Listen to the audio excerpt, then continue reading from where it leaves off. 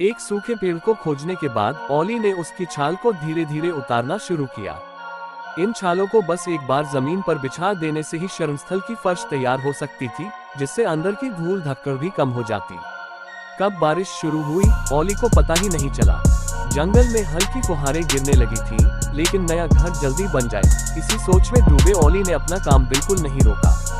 उसने बचे हुए लकड़ियों से जल्दी से एक कुर्सी बना ली। कुर्सी बन गई थी तो फिर मेज भी जरूरी हो गई। जगह की बचत करने के लिए उसने एक मोड़ सकने वाली खाने की मेज तैयार की, जिसे जरूरत न होने पर आसानी से समेटा जा सकता था। इस तरह शरणस्थल का अंदरूनी हिस्सा लगभग तैयार हो गया।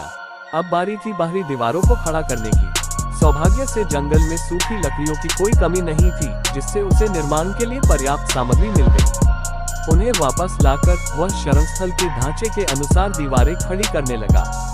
ये काम देखने में आसान लगता था, लेकिन वास्तव में ये बेहद थकाऊ था। ओली ने पूरे 2 घंटे मेहनत करके सारी दीवारों को खड़ा किया। अब छत की बारी थी। इसके लिए बस तनों के बीच में बीम डालनी थी, फिर उसी तरीके से छत को भी पूरा किया जा सकता था। उसने दरारों को काइट मोस्ट से भर दिया, फिर प्रवेश द्वार के आकार के अनुसार एक मजबूत लकड़ी का दरवाजा बनाया। दरवाजे की दरारों में भी उसने काई भर दी। अंत में एक खोखली लकड़ी का टुकड़ा लाकर उसने चिमनी को ऊंचा किया।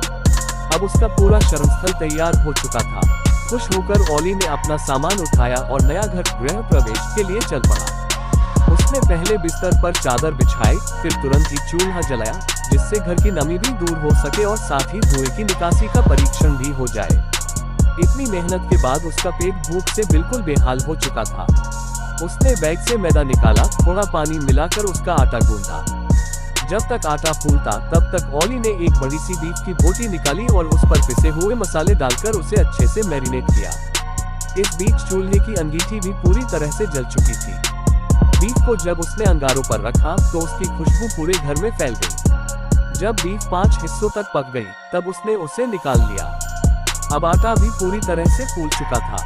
उसने पकाई गई बीफ को आटे में लपेटा और बाहर से एक परत एल्यूमिनियम फॉइल की चढ़ा दी। अब ये पूरी तैयारी के साथ फिर से चूल्हे में पकाने के लिए रख दिया गया। जब तक वह पक रहा था, ओली ने खीरा और टमाटर काटकर साथ में परोसे जाने वाले सलाद की तैयारी भी कर ली। आधा घंटा बाद यह एल्यूमिनियम फॉइल में लिपटी बीफ पककर तैयार हो गई। देखा जा सकता था कि बीफ बाहर से कुरकुरी और अंदर से नरम थी।